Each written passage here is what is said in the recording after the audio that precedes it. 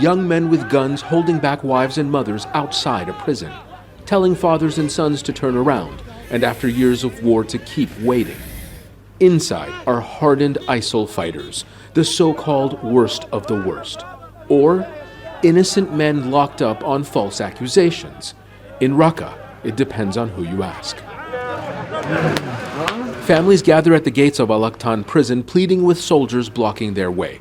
They say the Kurdish-led Syrian Democratic Forces unjustly detained their loved ones. We have 2 children in this prison. The SDF is lying. I have been coming here for 5 days in this cold weather, waiting for them. We can't eat or drink until we know what's happened to them. My son was going to visit his relatives in Hasaka. The SDF detained him at a checkpoint just because he had a photo of Syrian President Ahmed al-Shara.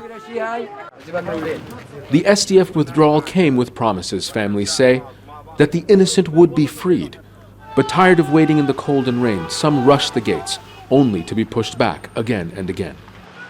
As you can see, the security situation outside the prison is continuing to escalate. We have more troops coming in, more security. What one soldier told us is they're waiting to see if they have to go in and take control from the SDF who are still inside by force. Meanwhile, they're trying to control a crowd that continues to form outside the first cordon. Families of prisoners being held inside who haven't heard from their relatives in days. If the truce collapses, families fear detainees could be caught up in renewed fighting or moved elsewhere. One man tells us maybe even Iraq. On Wednesday, U.S. forces began flying ISIL detainees out of northeast Syria to Iraq, part of a push to secure thousands of suspects as instability spreads across Kurdish-run prisons. For the U.S.-led coalition against ISIL, for European and other governments unwilling to take back their citizens, the inmates of these prisons are too dangerous.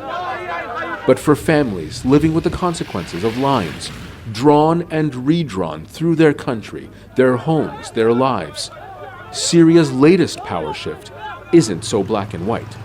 It is messy, it is unresolved, and painfully human.